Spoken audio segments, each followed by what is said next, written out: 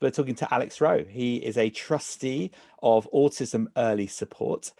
Fascinating week. A little insight into your family there and the support that they were giving you as a family, as well as discovering something about that spectrum. And I know you're not medically trained, but from an insider's perspective, you get to see something of that as well.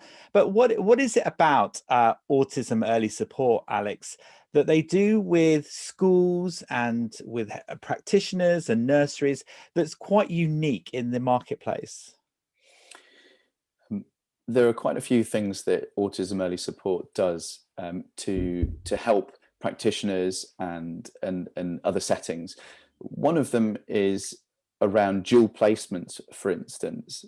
There are lots of reasons why it might be really good for a child of preschool age not only to go to a specialist nursery, but also to attend a different nursery. One of the reasons is that there is a limited number of places at AES because it does cost a huge amount of money to provide that kind of specialist support. So most children there will have a few sessions a week, but that doesn't necessarily amount to the equivalent of sort of proper part-time or full-time childcare. So there are lots of reasons why children would need other placements.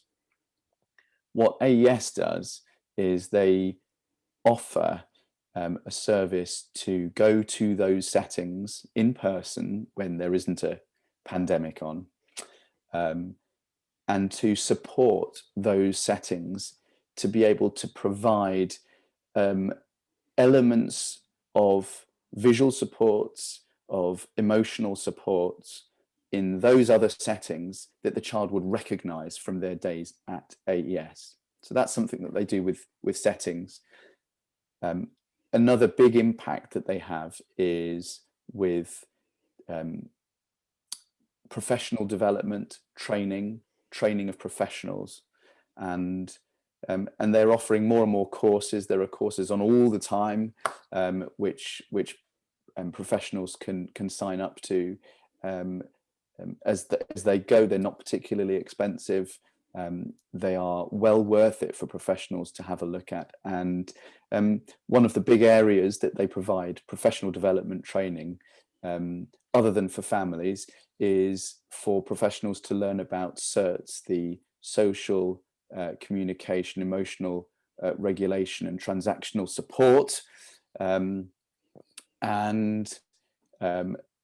it's really all about understanding the reasons behind the behavior, understanding the reasons behind the sensory needs, and providing supports to make that easier. And they do a lot of training on that model. Yeah, I think my children aren't autistic as I would perceive it, but if I came across a family that had an autistic child, how do I behave? How do I react? How do I mean, I don't want to make it sound something that it's not, but is there something I should be doing to help that family or that child in a way that would be of benefit rather than I don't want to talk loudly. You know, like when people do, they go abroad and they talk, I'm going to talk loudly because I can't understand what you're saying. But actually, what is it that I can do that would be of best support with a family with an autistic child?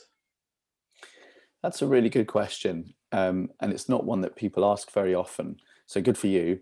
I would say that the best thing you could do is, because of how individual an experience it is, not only for somebody with autism spectrum disorder, but for their family, the best thing you could do would be to ask that question to the family before you spend a significant amount of time with them. I wouldn't say it's something that most people think to do, but if you were going to spend a lot of time in the company with somebody with autism spectrum disorder, it's a great idea to say beforehand, you know, is there anything that I should do or avoid doing that would make their life easier?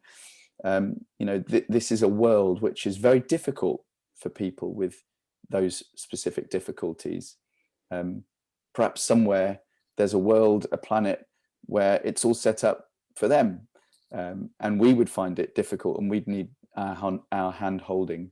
But Yeah, some of the sort of things that might come up might be, don't wear cologne because they really hate cologne. It could be the equivalent for them of you walking in having just trodden through a farmer's field just the day after pesticide spraying. Wow.